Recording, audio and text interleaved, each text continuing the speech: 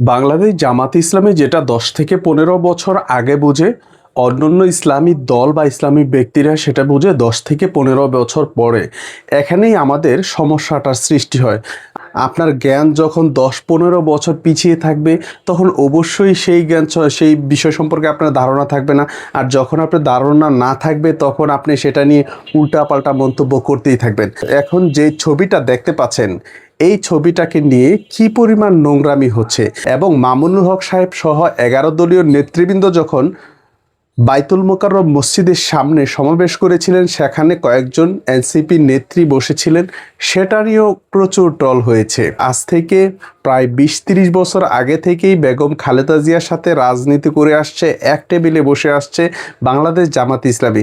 তখন এই নেতাকর্মীরা বাংলাদেশের আলেমোলামারা কল্পনাও করতে পারেনি। এখন তো খেলাফত মজলিস এসছে, এখন তারাও রাজনীতিতে নারীদের সামনে বসাকে এটা নিয়ে কোনো ধরনের ট্রল করছে না এবং মেনে নিচ্ছে।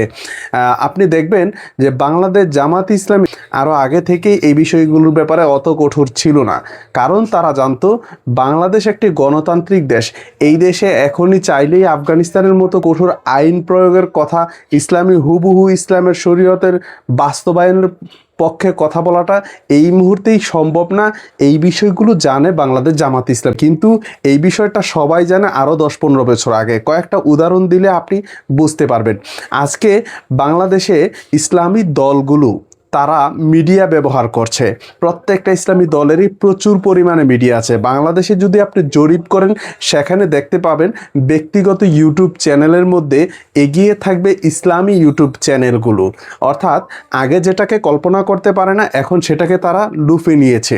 কিন্তু আপনি ৯০-এর দশকে আল্লামা সাঈদীর যখন ভিডিও হচ্ছিল, তখন এক শ্রেণীর মানুষ এই ভিডিও করাকে বাধা দিচ্ছিল, কিন্তু আল্লামা সাঈদী সেদিন গর্জে উঠে বলেছিল, আমরা চাই না এই পল্টনের মধ্যেই আমাদের মাহফিলটা সীমাবদ্ধ থাক। আমরা চাই আমাদের এই কোরআনের দাওয়াত সারা বিশ্বময় ছড়িয়ে পড়ুক।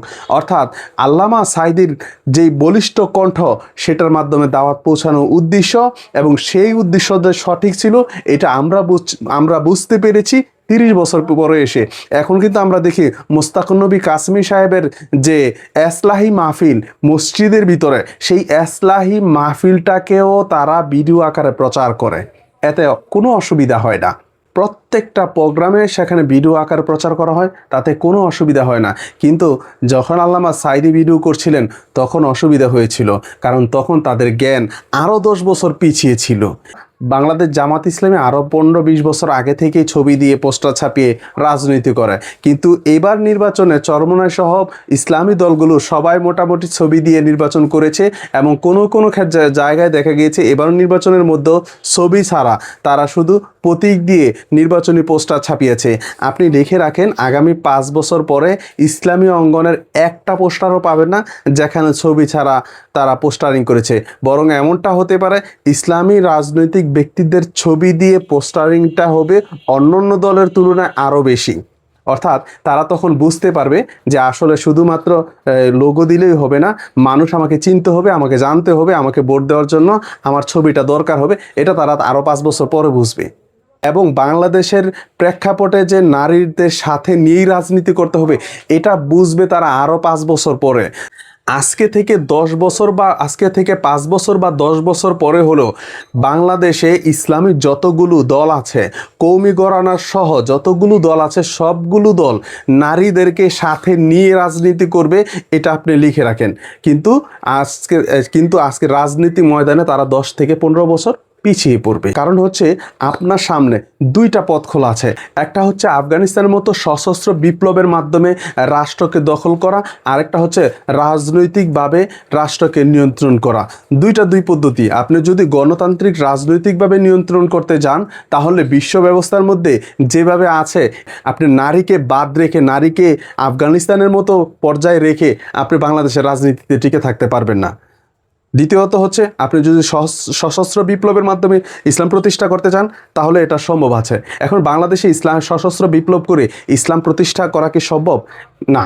বর্তমানে আমি মনে করি বাংলাদেশে সশস্ত্র বিপ্লবের মাধ্যমে ইসলাম প্রতিষ্ঠা করা সম্ভব না। কেন সম্ভব না? আজকে বাংলাদেশে কওমি মাদ্রাসাকে বলা হয় ইসলামের দুর্গ। সেই দুর্গর মধ্যে আপনি যদি একটা জিহাদি আয়াত, জিহাদি হাদিস নিয়ে চর্চা করেন, জিহাদি কিতাব আপনার কাছে থাকে, সাথে সাথে এই মাদ্রাসার কর্তৃপক্ষ আপনাকে বের করে দিবে, এখরাজ করবে, এবং শুধু তাই নয়, তারা নিজেরা পুলিশ এনে আপনাকে ধরিয়ে দিবে। তাহলে যেখানে আপনি জিহাদের কথাই বলতেছেন পারতেছে না, সেখানে সেই দেশে যেখানে ইসলামের দুর্গ বলা হচ্ছে মাদ্রাসাতে, সেই মাদ্রাসায় যখন আপনি কথা বলতে পারছেন না, ইসলামের পক্ষে আলোচনা করতে পারছেন না, সেই দেশে আপনি সশস্ত্র বিপ্লব আফগানিস্তানের মতো কিভাবে সম্ভব হবে? এই জন্যই আমি বলছি, বাংলাদেশ জামাত ইসলামী যা বুঝছে 10 বছর আগে, অন্যান্য দলগুলো বুঝে 10 বছর পরে। এই জন্য ইসলামী দলগুলো 10-15 বছর পিছিয়ে থাকে, বাংলাদেশ জামাত ইসলামী 10-15 বছর এগিয়ে থাকে। বাংলাদেশ জামাত ইসলামের সমপর্যায়ে যদি অন্যান্য ইসলামী দলগুলো বুঝে ফেলে, তাহলে ইসলামী দলগুলো শক্তিশালী হয়ে ওঠে। আজকে দেখেন খেলাফত মজলিস সময় উপযোগী সিদ্ধান্ত নিয়ে, জাকপার নেত্রীকে সামনে নিয়ে, এনসিপির নেত্রীদেরকে সামনে নিয়ে রাজনীতি করতেছে। সেদিনকার দল হাতে গোনা 2 দিন হয়েছে, 2-4 দিন হয়েছে, দল গঠন হয়েছে, 3 জন সংসদ সদস্য পেয়ে গিয়েছে। সামনে নির্বাচনে আরও বেশি থাকবে। বাংলাদেশ জামাত ইসলামীতে একটা প্রাসঙ্গিক হয়ে যাবে এই খেলাফত মজলিস। অথচ তার বাবার তৈরি যে পুরাতন দলরা, সেগুলো হারিয়ে যাচ্ছে। যুগোপযোগী সিদ্ধান্ত নিতে হবে আপনাকে, যেটা খেলাফত মজলিস নিতে পারতেছে, কিন্তু আপনারা নিতে পারেন না।